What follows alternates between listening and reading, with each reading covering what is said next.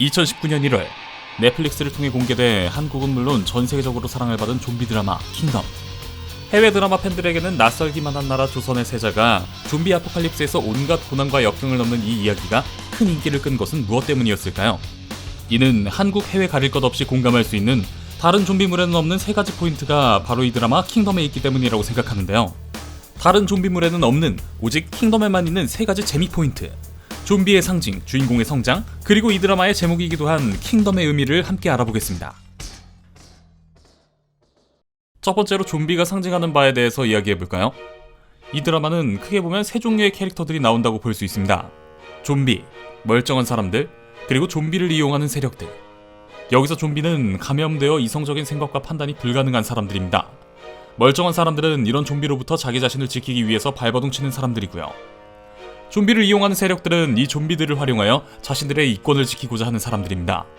사실 좀비라는 것이 비현실적 소재이지만 그 좀비를 현실에 빗대는 하나의 상징이라고 생각해본다면 이는 그렇게 비현실적인 스토리도 아닙니다. 우리가 사는 현실에도 이성적인 생각과 판단을 하지 못한 채 휩쓸리는 사람들은 분명 존재하니까요. 경영학의 아버지 피터 드러커는 이를 반지성주의라고 설명했습니다. 생각하기를 거부하는 사회, 비판적 사고를 하지 못하는 사람들은 동서고금을 막론하고 분명히 있어왔습니다. 당연히 앞으로도 존재할 것이고요. 의심하지 않고 생각하는 것을 거부하는 자들이 있을 때 이들을 이용하여 기득권을 잡고 정치적으로 활용하여 자신과 뜻이 다른 이들을 매장하려는 이들도 존재하겠죠. 이 작품이 교통과 통신의 발달이 오늘날처럼 발달하지 못한 중세 조선을 배경으로 하고 있기에 좀비 바이러스의 전파 속도가 훨씬 느린 점, 그리고 이를 의도적으로 퍼뜨린 기득권들이 이 좀비 바이러스에 대한 정보를 독점하여 상황을 처음부터 끝까지 자신들에게 유리하게 통제가 가능하다는 점, 이런 특징들을 통해 킹덤은 모든 것을 통제하고 이용하는 기득권과 그들의 이득을 위해 그저 이용만 당하는 일반 대중들의 모습을 극명한 대비를 통해 보여줍니다. 이는 가짜뉴스 이슈가 끊이지 않는 오늘날의 모습과도 많이 닮아있는데요. 하지만 이에 반하여 끊임없이 사고하고 의심하고 직접 경험을 통해 확인하고 학습하는 이들도 있습니다. 가짜뉴스에 휘둘리지 않고 사실관계를 명확하게 따지며 자신만의 생각과 주장을 가진 이들 말입니다. 이처럼 드라마 킹덤은 이용하는 자와 이용당하는 자, 그리고 이를 거부하는 자의 투쟁을 좀비라는 흥미로운 소재로 녹여내고 있습니다. 특히 드라마 내에서 나오는 역병이 좀비에게 물리면 녹는다는 점은 우리가 사는 세상에서도 얼마나 거짓된 사실이 사람들에게 쉽게 퍼지며 이렇게 이성적 판단이 불가능해진 대중들이 어떤 의도를 가진 세력들에 얼마나 이용당하기 쉬운지를 보여주는 것 같습니다. 킹덤이 비판하는 반지성주의는 좀비가 아닌 멀쩡한 사람들의 모습에서도 볼 수 있습니다. 시즌1에서 시체들이 밤만 되면 일어난다는 사실을 알고도 신체 발부 수지부모라는 유교적 효사상 때문에 방치하는 모습도 반지성주의의 한 예일 텐데요. 흥미로운 건 드라마 킹덤에서 이런 식으로 어리석은 행동을 하는 사람들은 어김없이 좀비가 되고 또한 다른 사람들까지 좀비로 만든다는 점입니다. 이는 어리석은 한 사람의 바보 같은 생각이 훨씬 더 많은 사람들을 생각하지 못하는 바보로 만들 수 있다는 것을 이 작품 킹덤이 비유적으로 표현하는 것이 아닌가 싶은데요. 그래서 이 작품 킹덤의 좀비는 이성적이지 못한 사람들을 상징한다고 저는 생각합니다. 두 번째로 세자가 변해가는 모습을 관찰하는 것도 이 작품 킹덤을 보는 재미 요소 중 하나입니다. 지금 저의 이 말에 세자가 시즌1에서 좀비가 됐었나 하시는 분들이 계실지도 모르겠는데요. 지금 말하는 세자의 변화는 좀비로의 변화가 아니라 세자의 내적 성장을 의미합니다. 그게 초반 세자는 사람을 계급으로 판단하는 모습을 보여줍니다. 하지만 좀비들에게 쫓기며 생사고락을 백성들과 함께한 세자는 자신도 지치고 배고프지만 그 귀한 육포도 가난한 백성들에게 양보하는 모습을 보이는 등 극초반과 비교한다면 꽤나 변화한 모습을 보여줍니다.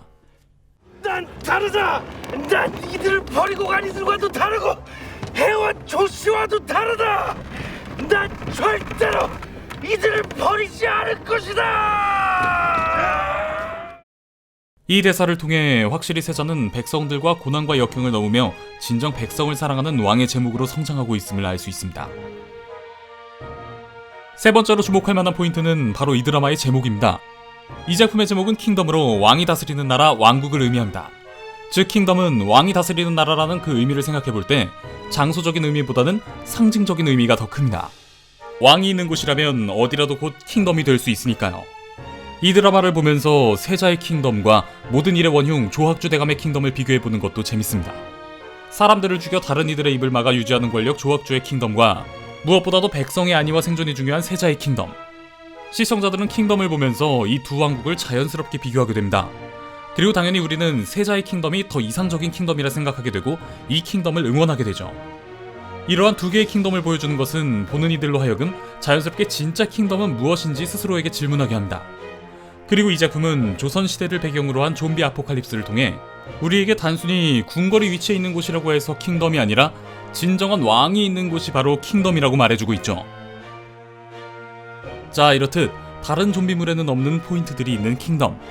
원래 킹덤은 총 8부작 드라마였는데 내부 시사 반응이 너무 좋아 총 6부로 시즌1을 공개하고 시즌2 제작을 확정지었다는 사실은 잘 알려졌죠. 바로 그 시즌2가 다가오는 3월 넷플릭스를 통해 공개되는데요. 과연 시즌2에서는 어떤 충격적인 이야기가 기다리고 있을지, 세자 일행들은 이런 아비규환에서 다시 생존할 수 있을지 3월 13일 넷플릭스를 통해서 직접 확인하세요.